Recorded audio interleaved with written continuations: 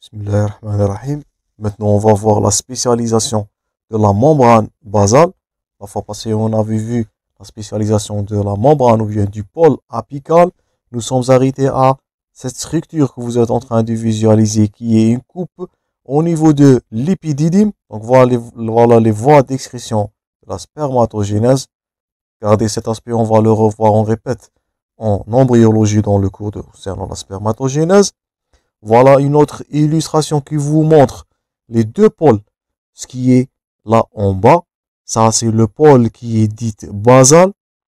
Donc à la base, cette structure-là en violet 2 qui est allongée transversalement. Et là, vous êtes bien cet aspect que vous êtes en train de visualiser. Donc ça c'est des microvillosités qui sont visualisées à quel pôle? Ça c'est le pôle apical. Donc j'espère que vous n'allez pas confondre entre les deux.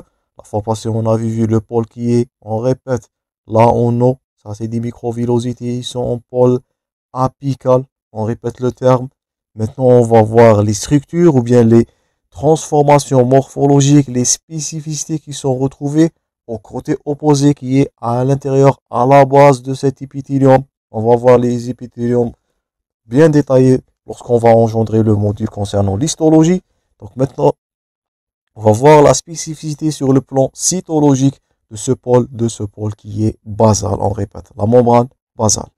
Donc la membrane basale, elle dessine des invaginations. Donc on va voir premièrement les invaginations, les interdigitations et les jonctions de communication, voire les jonctions d'adhésion entre ces dernières. C'est la membrane basale qui va donner la solidité, la conformation, voire l'adhésion de cet épithélium. Donc, elle n'a pas ni des villosités, ni des microvillosités, ni des stéréocils, ni des cils vibratiles. Faites attention si vous allez cocher ça au niveau à l'intérieur ou bien situé dans la membrane basale, c'est 0. Donc, tout ça, c'est apical. Maintenant, on va voir les structures au niveau de la membrane basale. Donc, premièrement, des invaginations, plus ou moins qui peuvent être profondes, qui vont pénétrer dans le cytoplasme basal, toujours le terme. Ils vont diviser celui en compartiments qui sont toujours ouverts vers le cytoplasme. On peut donner l'exemple. Donc les cellules épithéliales qui sont impliquées dans les échanges actifs. Donc qu'est-ce qu'ils ont? Ils ont ces invaginations. L'exemple là, c'est les cellules du tube contourné proximal du rein. Donc parmi les caractéristiques de cette dernière, vous allez revoir cette dernière, on répète, en deuxième année dans l'unité concernant l'appareil urinaire. Donc, le tube contourné, les cellules du tube contourné proximal du rein, elle a deux spécificités. Elle contient un plateau strié, comme on a vu précédemment au niveau du pôle apical, et elle a des invaginations qui sont situées au niveau de son pôle qui est basal. Voilà dans votre support. Ils sont mieux illustrés là. Les structures que vous êtes en train de visualiser là en rouge, ça, ce sont des invaginations. Donc, c'est la membrane plasmique. Donc, ce sont des prolongements ou bien des invaginations. On ne dit pas prolongement. Prolongement ou bien expansion, c'était en pôle apical. C'est les microvillosités. Donc, on va comparer à cet aspect qui est à droite, qui sont des microvillosités. Ce sont des expansions. Donc, c'est le cytoplasme qui va faire l'expansion, comme leur nom indique, à l'extérieur. Par contre, ces invaginations, ce sont des structures qui sont profondes. Le terme là, c'est des invaginations. Ils sont retrouvés au niveau du pôle basal. Donc, microvillosité. Au niveau du pôle apical, ce sont des expansions. Invaginations qui sont à l'intérieur, vers le sens du cytoplasme. Donc, vers le sens cytoplasmique. Des invaginations qui sont au niveau du pôle basal. L'union de ces deux, la structure, si on vous pose la question, quelle est la structure, quel est le type de cellule, quel est l'épithélium où vous allez visualiser ces deux spécificités. Dans le pôle apical, la bordure en brosse, et dans le deuxième pôle qui est le pôle basal, ces invaginations, c'est les cellules, c'est à noter, c'est les cellules du tube contourné proximal du rein. Elle a ces deux spécificités. Maintenant, quel est le rôle? Donc, on a vu le rôle de la bordure striée, c'est de l'absorption avec les microvillosités. Maintenant, quel est le rôle de ces invaginations? Donc, au côté opposé. Le rôle de ces derniers, Donc, vous devez les retenir. Donc, elles jouent un rôle, premièrement, de l'adhésion des cellules. Donc, le tube contourné, c'est ces invaginations qui vont jouer le rôle d'adhésion. Rôle de cohésion, et ils vont augmenter la surface membranaire de la cellule. Donc, pour augmenter une surface, donc c'est la même chose pour augmenter la surface du tube intestinal. Vous allez revoir ça en deuxième année dans l'unité digestive. Donc, c'est les microvillosités qui vont augmenter la surface de contact entre les aliments et le tube intestinal. Dans le côté basal, au niveau du tube contourné proximal, que vous allez revoir en répétant deuxième année dans l'unité urinaire, c'est d'augmenter la surface de la membrane dans le côté basal, mais dans le côté cellulaire vers le cytoplasme. Donc ces invaginations, ils sont souvent rectilignes, ils vont suivre le contour qui est sinueux sur place. Et le rôle, on répète, c'est d'augmenter la surface des membranes cellulaires. Donc ça, c'était la première structure. Autre structure qui est les interdigitations. Donc, ils sont des interpénétrations.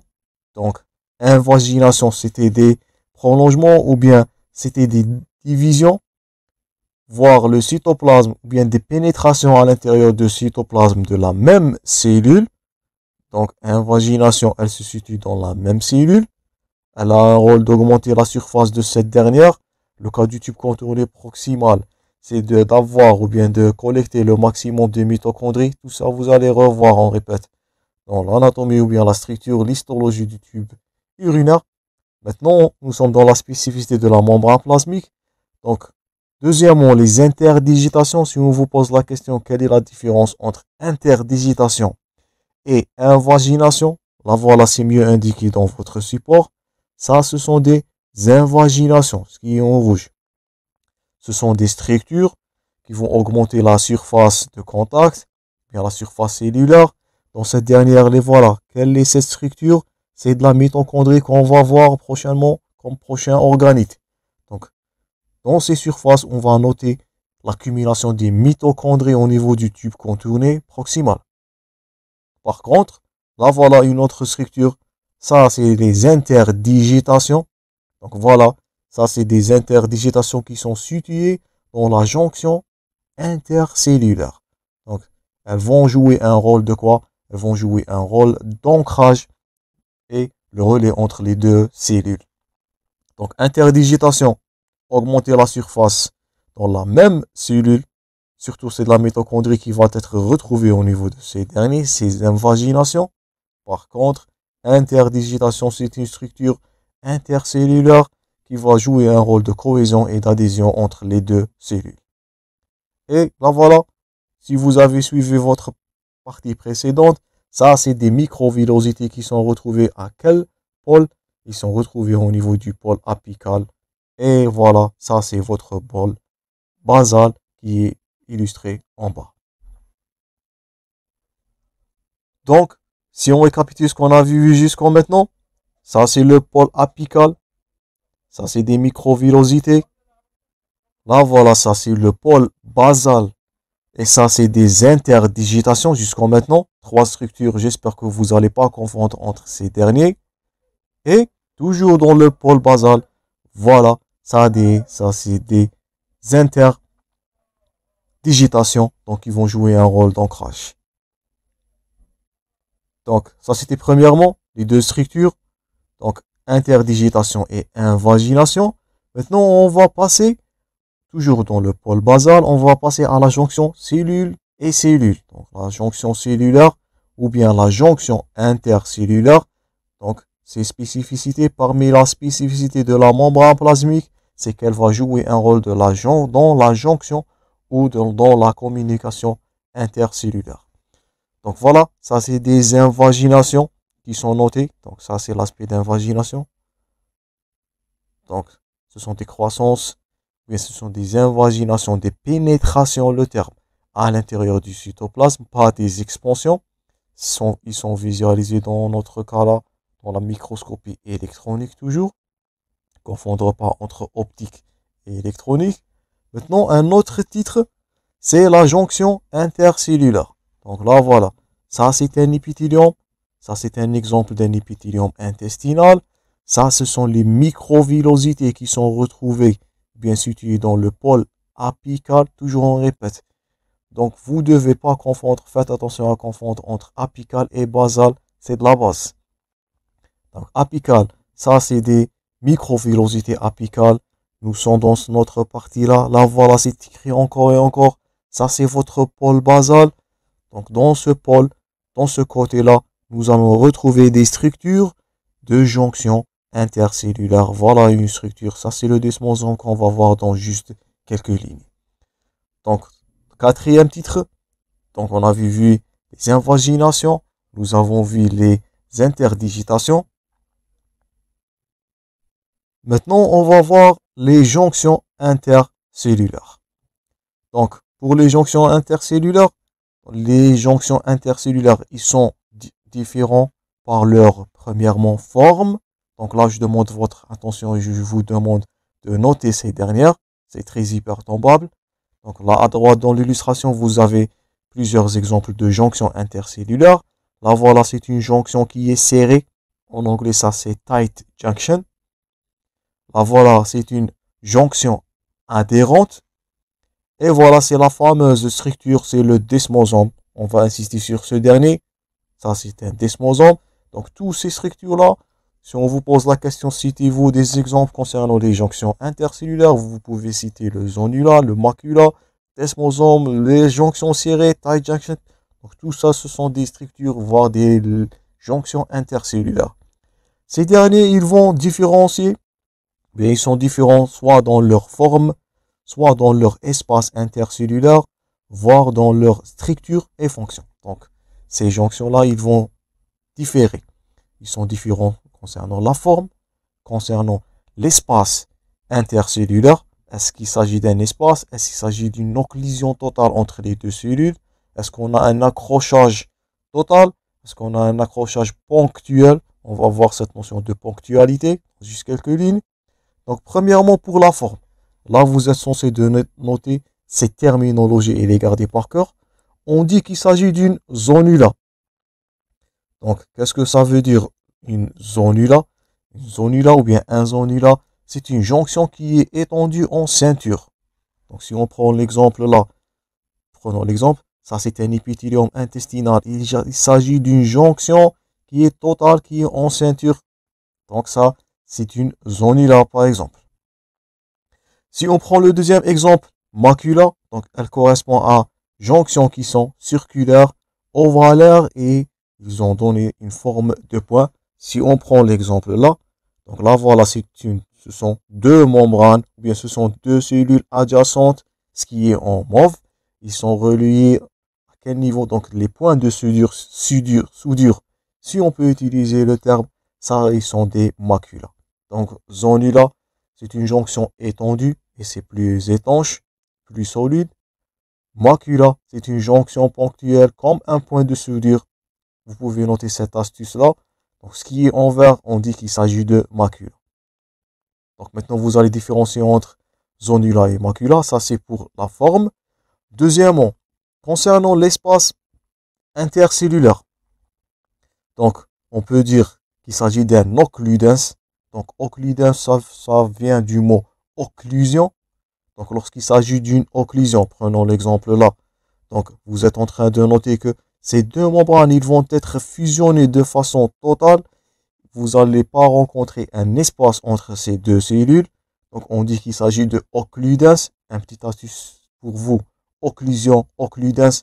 L'espace intercellulaire, il est nul. Ça, c'est premièrement. Toujours l'espace intercellulaire. Deuxièmement, on dit qu'il s'agit d'une adhérence. Donc, adhésion. Adhérence vient du mot adhésion. Donc, l'espace intercellulaire, il est trop large. Donc, prenons l'exemple. Par exemple, si ces deux membranes-là, ils sont bien séparés ou bien très séparés entre eux, on dit qu'il s'agit d'une adhésion. Il ne s'agit pas d'une occlusion. Donc, c'est un adhérence, c'est pas un occludens. Dernièrement, donc troisièmement, toujours dans l'espace, on dit qu'il s'agit d'une gap. Gap en anglais veut dire espace, veut dire vide. Donc gap, c'est un espace intercellulaire mais qui est réduit. Donc on répète.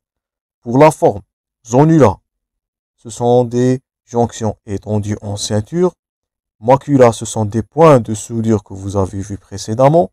Occludens, ça vient du mot occlusion.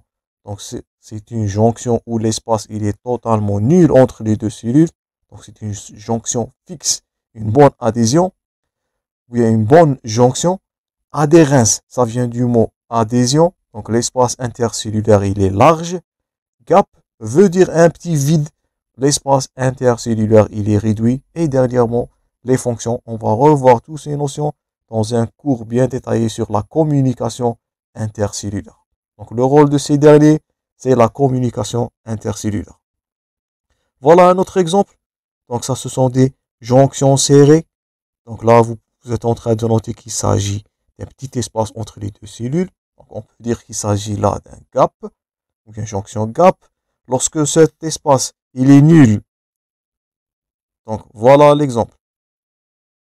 Donc ça, c'est une jonction serrée, ou bien tight junction. En point de soudure, il n'y a pas d'espace entre les deux cellules-là. Donc on peut dire qu'il s'agit d'une occlusion, un occludens. Là voilà, une adhérence ou bien jonction adhérente.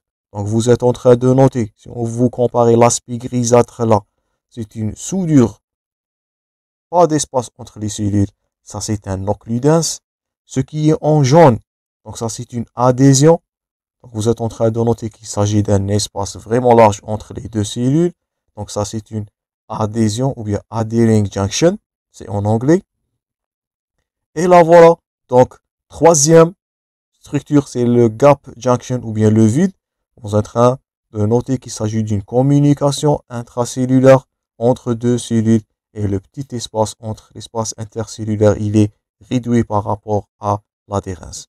Donc si on vous demande de classer ces derniers, ils sont notés de l'intérieur, bien du pôle basal vers le pôle apical. Vous allez trouver sur le pôle basal, tout à fait dans la profondeur des jonctions, des gap junctions, voire des desmosomes qui vont jouer un rôle très important dans la communication intercellulaire.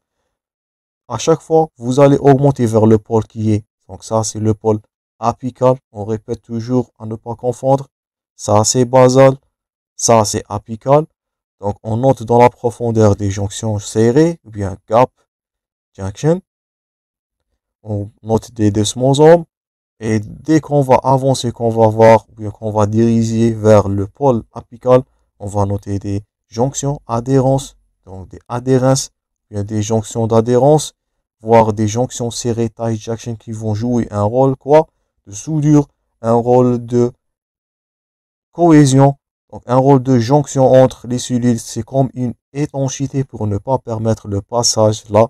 Donc si ça joue un rôle, vous allez revoir cette notion de jonction ou bien cette étanchéité dans, comme on répète, c'est un mécanisme ou bien c'est parmi les mécanismes de l'immunité innée. Vous allez revoir tout ça en immunologie. Donc, du pôle basal vers le pôle apical et chacun de ces derniers, elle a un rôle spécifique. Donc, on va arrêter là et on va continuer prochainement. J'espère que vous allez noter tous les points forts concernant ces deux parties car c'est primordial. C'est la partie la plus importante dans ce cours. Donc, toutes ces notions, tous ces détails, c'est à noter et c'est à mémoriser. On va continuer prochainement. Merci pour votre attention. Bon courage dans vos préparations. À la prochaine, d'autres vidéos.